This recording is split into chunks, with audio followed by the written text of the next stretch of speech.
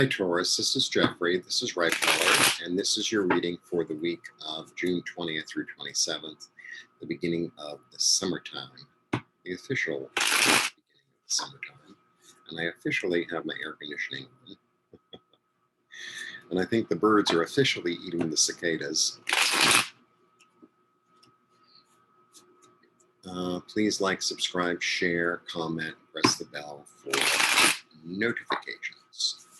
And let's see what's going on for you this week.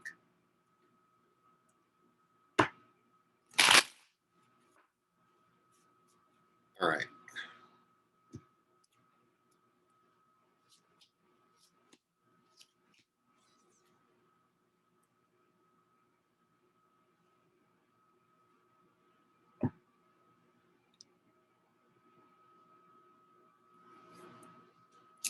All right.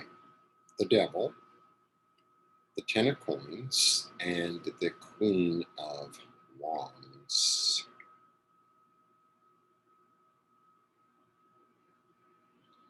The Devil is really about a false path. You know, it's about believing something that's not true to be true. It's about believing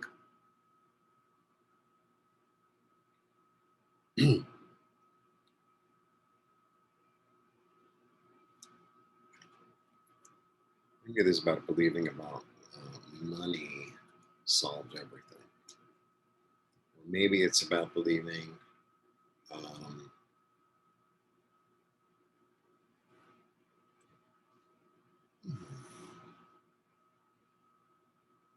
money is the root of all evil. You know, money isn't either one of those things. Those are extremes.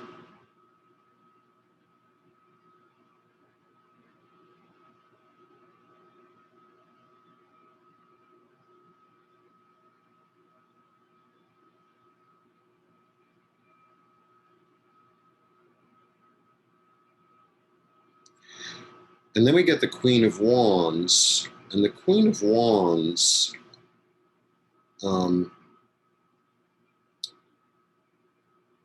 she's very interesting. I find her really fascinating because, there are a lot of interpretations for her. She holds a staff of power. So anyone who holds a staff of power, almost like they have the energy of the whole tribe behind them, right? Not almost, they do. So like the entire tribe or your entire psyche, in a way, is giving, this energy, right? Like it's almost your whole psyche is giving this energy to this Queen of Wands because she has the ability to lead, and she has the ability to break out of things, and she has the ability to pounce. I love the pouncing. So she knows how to act and when to act and where to act.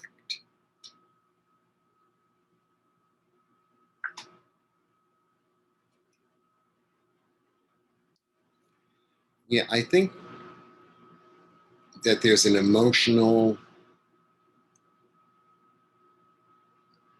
you're going to have to break free of something. You're going to have to break free of this emotional attachment to money and this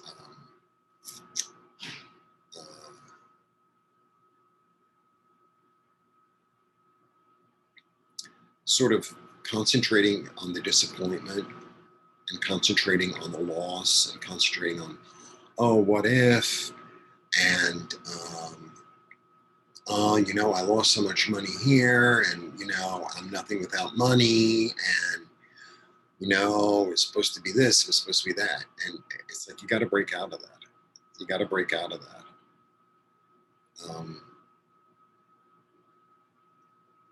In order to move forward, because otherwise you're just going to be like in this state of not being being in the dark, of believing that you are the money that you have. and like that's your entire identity, or this notion of uh,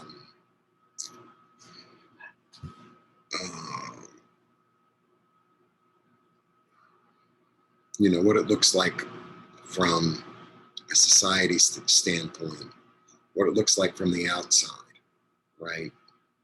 Um, oh well, everyone I know makes more money than me, or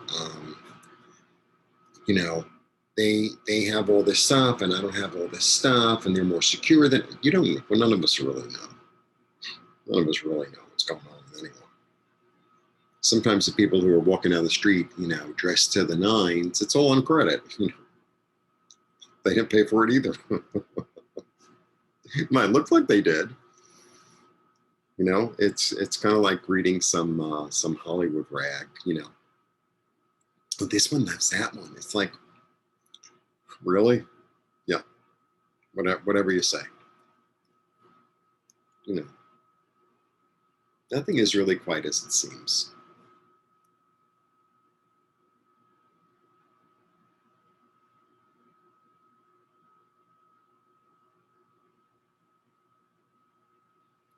I think if you could reignite your hope, I think this is like a little bit of a call to reignite your hope in your own passion, in your own creativity, in your own, you got to break out of this sort of mental bondage that somehow you talked yourself into, or you allowed society to talk you into, and you bought this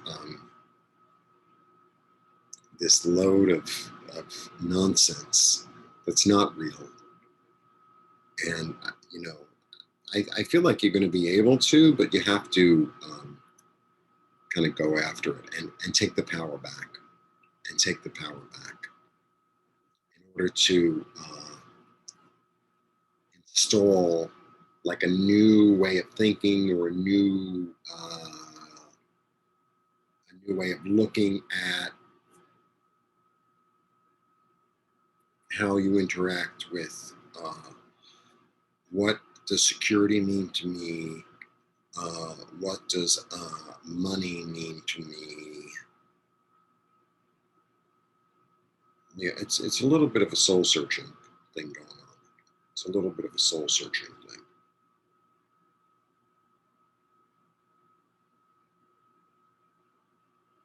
Because whenever the devil comes up, it's like, okay, how are you going to break free?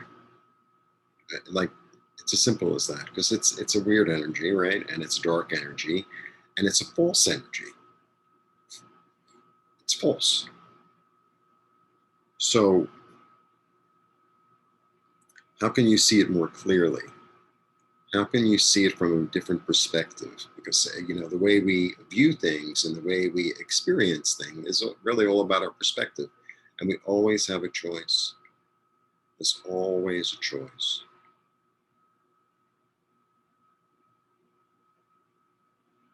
So it's really a choice as to how I'm going to view things. How am I going to view things? And those having a lot of money make me a more I don't know, worthwhile person.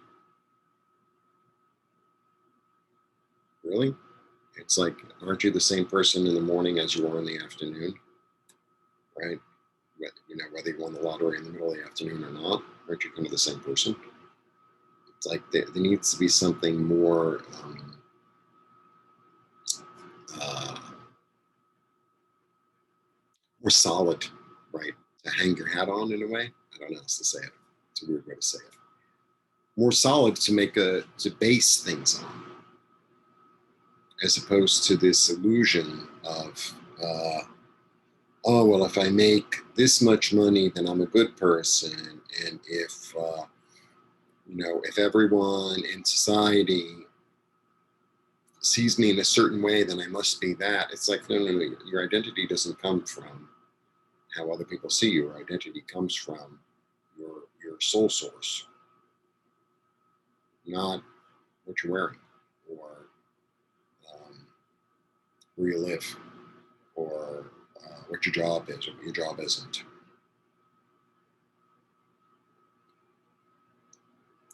It comes from something deeper. It comes from something more solid, because money comes and goes. Money comes and goes, right? People come and go in our lives. So I think it's time to really see yourself as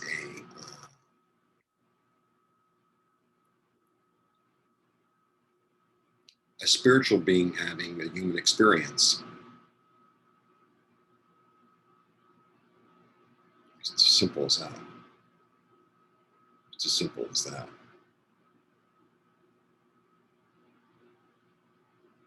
Instead of, playing this violin that no one hears about, oh, if I had more money, everything would be perfect. If if I were in this standing in society, then everyone would see me this way, and therefore I'd be that way. It's like, that's not true either. Our relationship with ourselves is much more profound than whether you're driving a Maserati or whether you take the city bus.